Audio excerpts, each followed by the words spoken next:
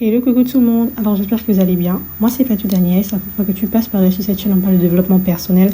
On aborde également pas mal de thématiques qui touchent le quotidien. Si ce sont des thèmes qui t'intéressent, tu n'hésites pas, tu t'abonnes, tu actives la cloche de notification, tu me laisses un petit cœur en commentaire et à la fin de la vidéo, si tu estimes que tu as été édifié, tu n'hésites pas également à transférer cette vidéo à une personne qui a besoin de l'entendre. Alors aujourd'hui, on se retrouve encore pour un nouveau podcast très édifiant et on va parler ici de l'impact des mauvaises fréquentations sur votre vie. Donc, comment les identifier et comment s'en éloigner. D'abord, il est important ici de savoir que les relations que nous entretenons ont un impact profond sur notre vie. Elles peuvent nous élever ou au contraire nous tirer vers le bas. Aujourd'hui, nous allons explorer le sujet de mauvaise fréquentation, ces relations qui sabotent votre progression, drainent votre énergie et mettent en péril vos projets de vie. Comment les reconnaître?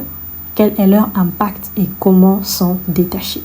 Restez jusqu'à la fin pour découvrir des stratégies puissantes pour reprendre le contrôle de votre entourage. Donc, le premier point ici que nous allons élaborer est pourquoi est-ce que les relations influencent votre vie. Donc, il faut savoir que l'entourage a un certain pouvoir. Nous sommes la moyenne des 5 personnes que nous côtoyons le plus. Si vous êtes entouré des personnes négatives, pessimistes ou toxiques, leur énergie et leur attitude finiront par influencer vos pensées et vos actions.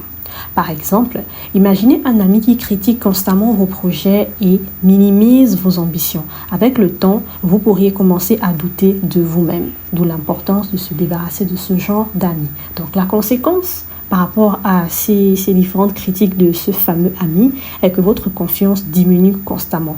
Vous perdez en émotion, en motivation autant pour moi et vos objectifs semblent de plus en plus hors de portée.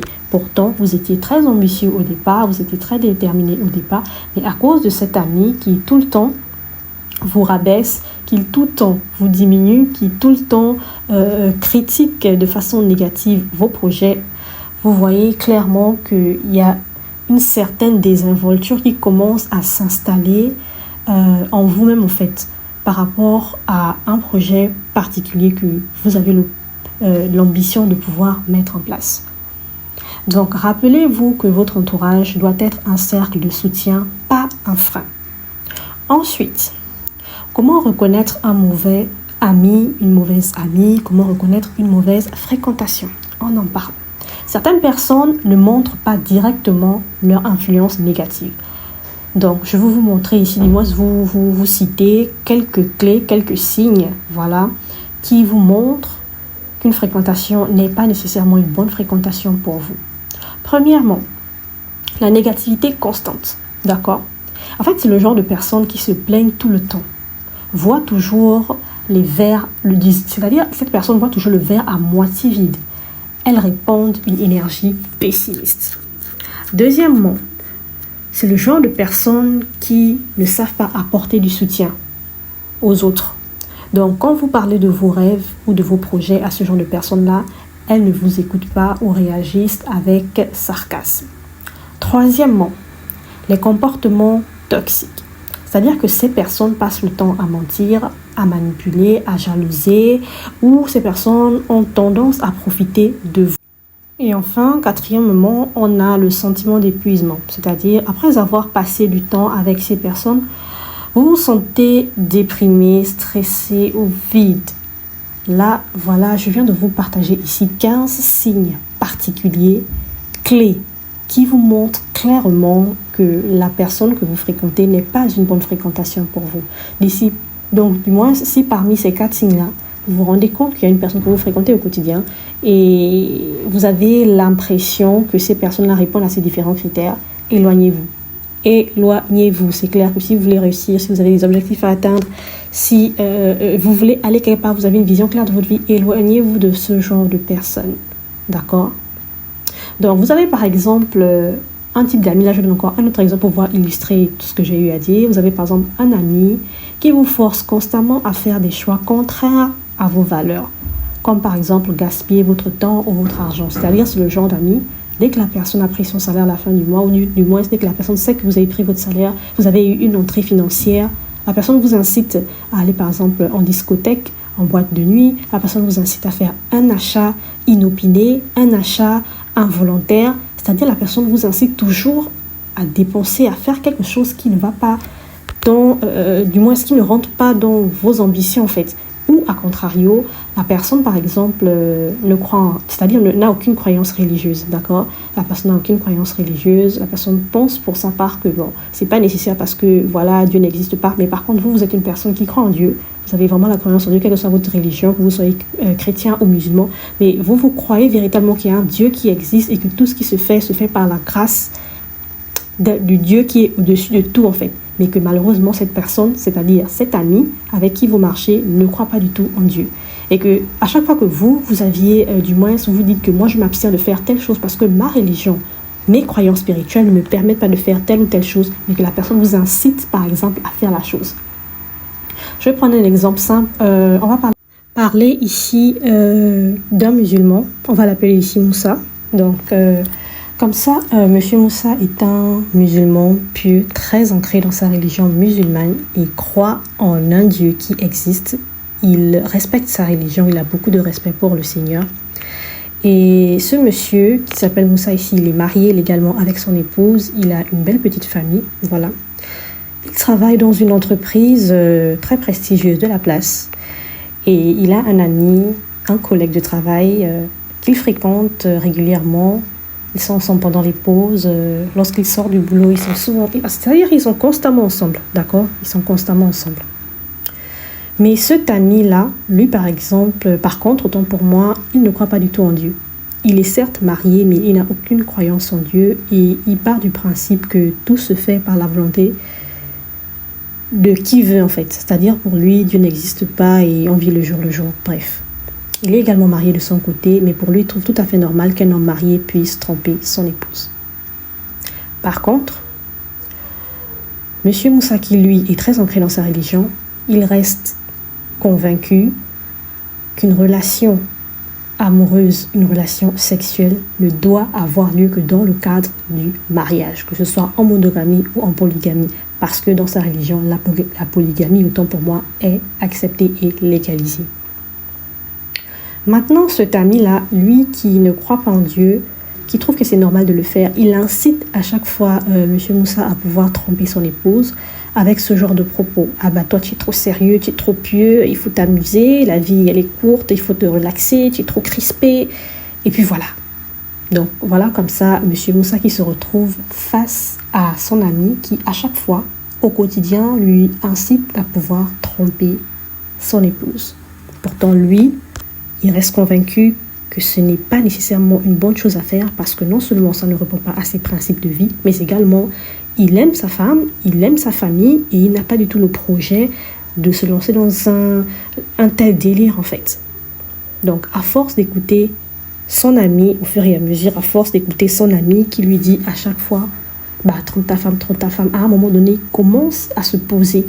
Et c'est-à-dire, il commence à diminuer l'estime qu'il a de soi, l'estime qu'il a de son foyer, l'estime qu'il a de sa femme. Et lorsqu'il y a des disputes, des tensions à la maison, il commence à envisager le fait que est-ce qu'il n'est pas possible que je puisse commencer à regarder dehors. Ça va, comment dirais-je, mieux me détendre l'esprit ou les pensées et éviter de rester trop concentré à réfléchir sur les problèmes de ma maisonnée, les problèmes de mon couple. Donc à un moment donné, il commence à balbutier dans ses pensées. Entre-temps, au préalable, c'est quelqu'un de très pieux, quelqu'un de très sérieux avec sa religion, avec son Dieu. Donc voilà ici un exemple concret et palpable qui vous montre clairement que les fréquentations mauvaises, vos amis, bref, ça peut même être au cadre de la famille, au sein familial, voilà. Il y a des personnes qui sont très très très négatives que vous devez arrêter de fréquenter. Donc ce genre de personnes-là, vous devez les identifier et les écarter de votre quotidien. Si vous voulez avoir, du moins, évoluer dans la paix, la sainteté, la sérénité et encore plus la réussite. D'accord ? Ensuite, on va parler de l'impact des mauvaises fréquentations sur votre vie. D'abord, il est important ici comme premier point de souligner que les mauvaises fréquentations sur votre vie, autant pour moi, freinent vos ambitions. C'est-à-dire, elles vous font croire que vos rêves sont inatteignables ou inutiles ce qui peut vous pousser à abandonner. Pourtant, au fond de vous, vous avez les capacités de pouvoir y arriver. Deuxièmement, la perte d'énergie mentale et émotionnelle. Les relations toxiques drainent votre énergie, rendant difficile de vous, rendant difficile de vous concentrer sur vos priorités. Ensuite, troisièmement, nous avons ici l'impact sur votre santé mentale. Donc, avec ces fréquentations négatives-là, c'est-à-dire vous vous rendez compte à un moment donné que vous souffrez par exemple d'anxiété, de stress, de mauvaise estime de vous-même. En fait, ce sont des trucs fréquents que vous expérimentez parce que vous vous rendez compte que vous êtes à chaque fois connecté avec une personne qui a une énergie négative, une personne qui agit négativement sur vous. Et en dernière position, en quatrième point, comme impact négatif par rapport à vos fréquentations mauvaises, on a l'isolement de bonnes influences. Donc les mauvaises fréquentations peuvent vous isoler des personnes qui vous veulent du bien. C'est-à-dire, c'est le genre de personne, elle regarde et elle se rend compte que tiens, il y a Nadine qui s'entend bien avec ma copine Félicia. Et je me rends compte que ma copine Félicia s'intéresse bien à Nadine et elle est tout le temps en train de l'encourager, en train de l'aider, en train de comment dirais-je, l'apporter un certain soutien d'une manière ou d'une autre pour l'aider à évoluer dans ses projets. Et là, comme ça, l'autre copine, on va dire par exemple Vanessa, qui n'est pas très bonne, qui n'a pas une mauvaise, du moins qui n'a pas un bon impact, autant pour moi, sur vous, va davantage s'investir pour éloigner sa copine de l'autre, qui l'encourage, qui l'aide à évoluer dans la vie.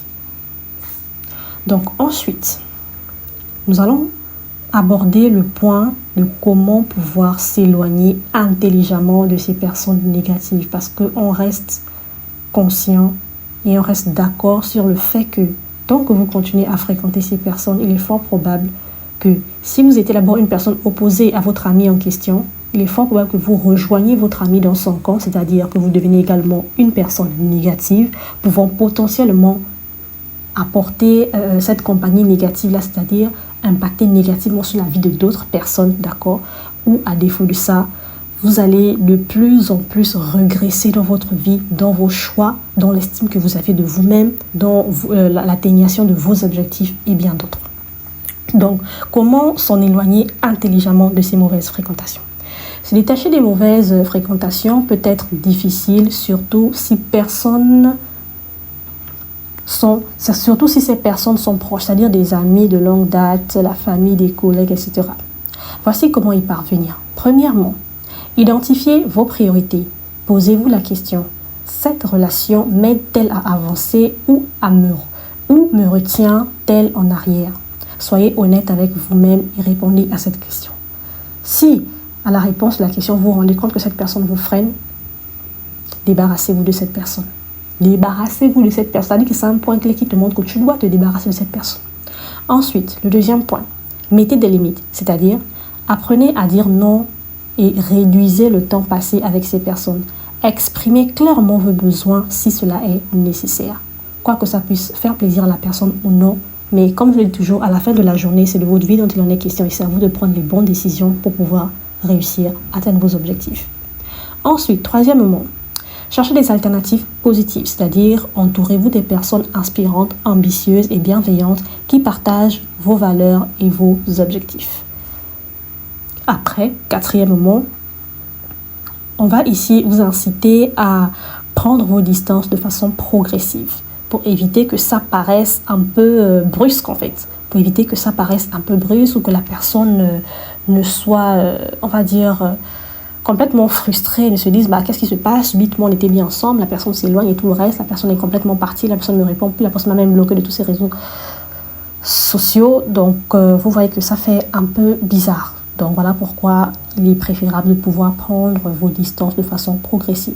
Si une rupture brutale n'est pas possible, d'accord, commencez par limiter les interactions et les discussions profondes. Et enfin, comme cinquième point, pouvoir s'éloigner de ces personnes-là, soyez ferme. Une fois que vous avez décidé de prendre vos distances, ne revenez pas en arrière culpabilité ou par pression. Soyez ferme dans vos décisions, d'accord? Prenez les décisions et soyez ferme là-dessus et que quel qu'en soit ce qui va se passer, ne décidez pour rien au monde de revenir en arrière. Donc voilà ici les différentes étapes que je pouvais du moins partager avec vous pour vous permettre de vous éloigner de façon intelligente de ces personnes négatives, de cet entourage négatif, de ces personnes qui agissent négativement sur vos vies. Ensuite, nous allons parler des bénéfices d'un entourage positif. D'abord, un entourage positif renforce votre motivation. D'accord? D'une manière ou d'une autre, des personnes qui sont positives autour de vous vous permettent de vous motiver davantage ou du moins vous met dans un mood qui vous aide à pouvoir évoluer. Donc, un bon entourage vous pousse à donner le meilleur de vous-même. Ensuite, nous avons le fait qu'un bon entourage ici vous permet de réduire le stress. Les relations saines vous apportent un soutien émotionnel et précieux. Ça, il est important de pouvoir le souligner. Ce n'est pas des relations dans lesquelles vous êtes stressé, ce n'est pas dans les relations dans lesquelles vous êtes tout le temps sous pression. Bref, vous avez une certaine aisance à être complètement détendu dans ce type de relation. Ensuite, nous avons le fait qu'un entourage positif donne, c'est-à-dire ça vous procure une meilleure estime de vous-même. Donc, être entouré des personnes positives vous aide à croire en vos capacités, en vos rêves et en vos objectifs. Et enfin, le succès accru qu'il y a derrière de bonnes relations. Les relations constructives ouvrent des opportunités et encouragent votre progression. Ça, il est important ici de pouvoir le souligner. Donc, voilà ici les différents points que je vous ai partagés pour les points bénéfiques d'un entourage positif, c'est-à-dire des bonnes fréquentations.